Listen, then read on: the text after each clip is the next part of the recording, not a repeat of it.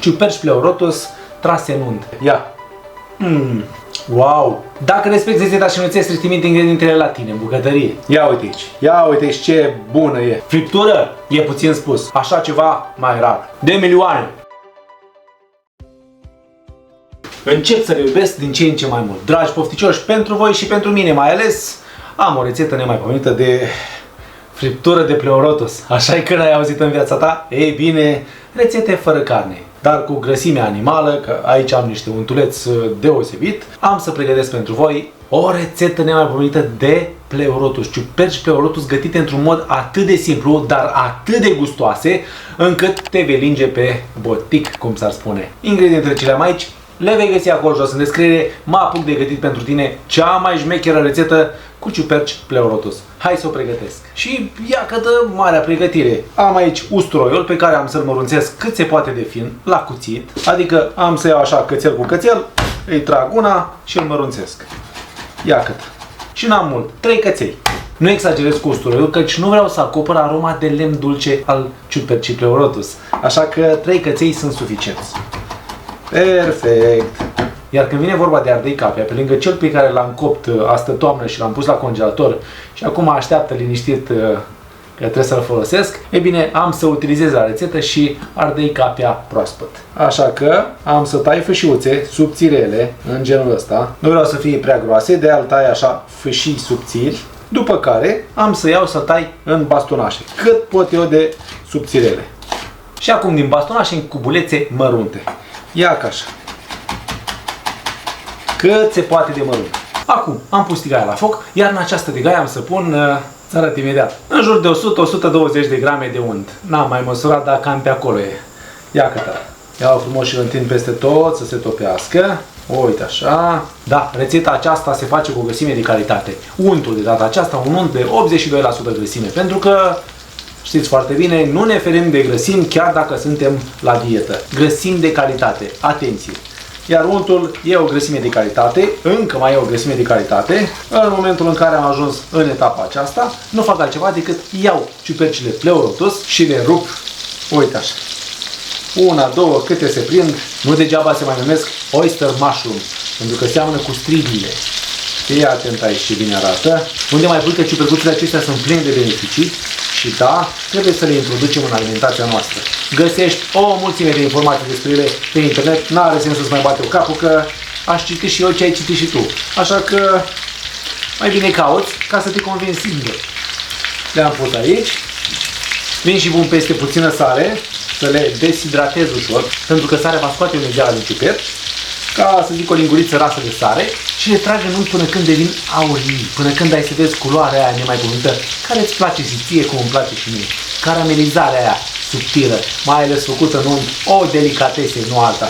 O rețetă extraordinar de gustoasă, extraordinar de bună și te invit să o faci, că e garantată. O să-ți placă garantat. Uite ce frumos capătă culoare. Fii atent aici. Acum le întorc. Nu durează mult rețeta aceasta, chiar foarte puțin. Uite tu ce caramelizare frumoasă își fac. Știți foarte bine că din ciuperci pleurotus putem face și șnițele.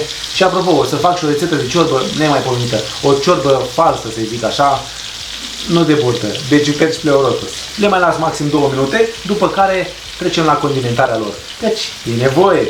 Ia uite aici ce bine arată. Acum, după 2 minute, ia câte ce pun. Am aici, să zic, jumătate din ardeiul capia sau mai puțin de jumătate, undeva la o lingură bună de ardei capia mărunțit, cât se poate de mărunt. Îl pui peste, tot acum vii și pui o linguriță bună de oregano uscat, aproape jumătate de linguriță de piper proaspăt râșnit, pui aici, acei 3 căței de usturoi mărunțiți, pun și pe ăștia, și fulgi de ardei iute. Un vârf de linguriță sau cum îți place ție. Iau și agit puțin. Mamă ce bine arată, mamă ce bine arată. Arome, arome și iar arome. Și iar că, dragilor, fripturica de pleurotus e gata. Cât a luat? Ei bine, vreo 7 minute per total. Uite așa, asta trebuie să fie, așa trebuie să arate. Acum nu rămâne altceva de făcut decât să pregătesc de montat. Da, am cam terminat treaba aici, așa că montez. Și iau frumos ciupercuțele, le așez așa în farfurie. Buchețele, buchețele. Apoi câteva elemente cheie și am aici iaurt gras, grecesc, de 10% grăsime.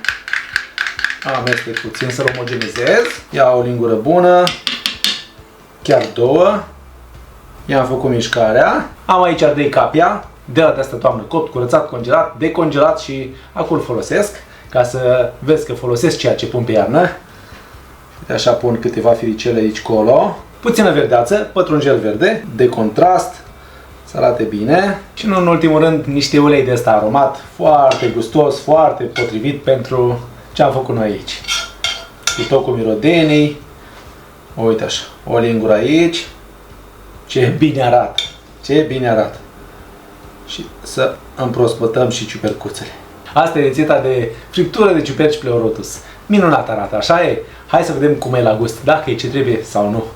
Dragi pofticioși, iată, făcute și astea. Da, ciuperci Pleurotus trase în unt, la tigaie. Un fel de friptură de ciuperci. O nebunie. Iar aici un iaurțel nemaipomenit cu niște ardei capia, peste care am pus ceva unt cu mirodenii, ăla de la ciuperci. Hai să vedem ce ai și dacă e ce trebuie sau nu. Că sincer să zic, încă am plouă în gură, că așa e când ești la dietă.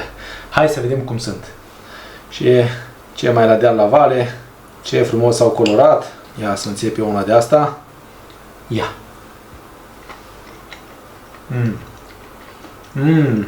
Ce arome mișto. Cum se simt toate, un pic de caracter de la fulgi de ardei, uite, usturoi, oregano, untul, toate au făcut minuni. Mamă cum e. O rețetă ușoară, plină de beneficii pentru ăștia ca mine care vor să mai dea jos din kilograme. Ia uite aici, ia uite aici ce bună e. Friptură e puțin spus, din calea afară de bună. Mamă! Dulcele de la ardeiul capia, untul ăsta aromat foarte șmecher, iaurtul un pic acrișor și îți deschide așa papilele, iar când dă de ciupercuța asta, când dă de Pleurotus, e nemaipomenită. Mamă, mamă cum e! Ce combinație, ce bună, ce... Hai! Ușoară, simplă, delicioasă, gustoasă, are toate aturile. Acestea fiind spuse, vă mulțumesc că m-ați urmărit până la final, că îmi dați cu like, că mă share-ați, că mă comentați și mai nou că mă urmăriți pe pagina mea de Facebook, Șef Paul Constantin. Acestea fiind spuse, până data viitoare când ne revedem cu o nouă rețetă super delicioasă, rămâneți să de amintiri mereu pofticioși cu gândul la bunătate ce am aici în farfurie. Dragii mei, v-am pupat, vă îmbrățișez și ne auzim data viitoare cu o nouă rețetă super delicioasă. Wow! Asta o țin doar pentru mine, Constantin să-și pună pofta în cui. Am plecat, toate cele bune și poftă mare. Wow, wow, wow, wow, wow, wow!